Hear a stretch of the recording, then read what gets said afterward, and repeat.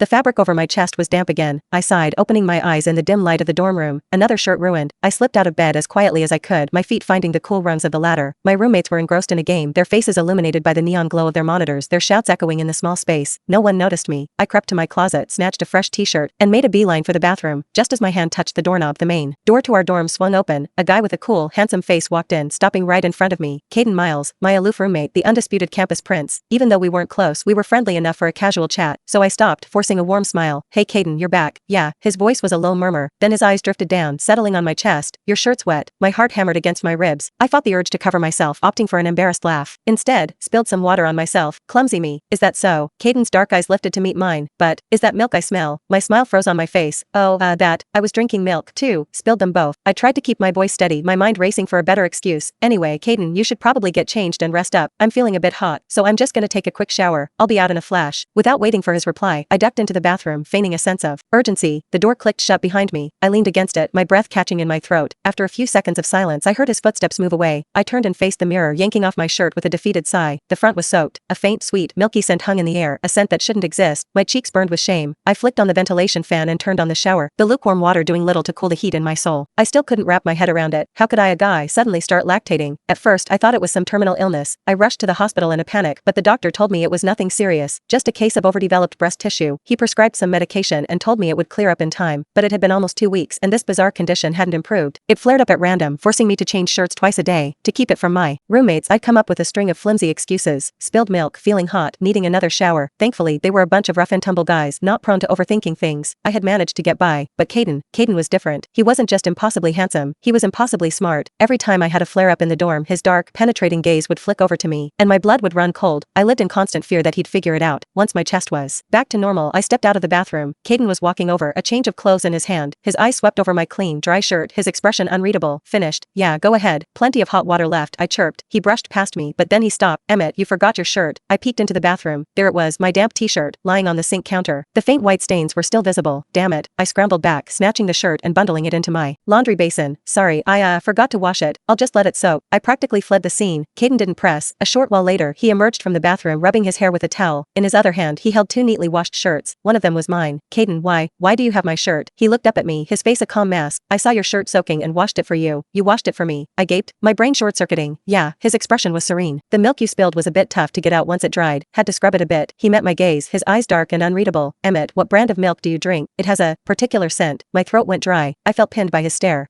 Particular how? It's sweet. His dark eyes held mine, and for a second, I felt like he was seeing right through my flimsy lies to the humiliating truth beneath. But then he blinked, and the intensity was gone. I scrambled for an answer, my voice a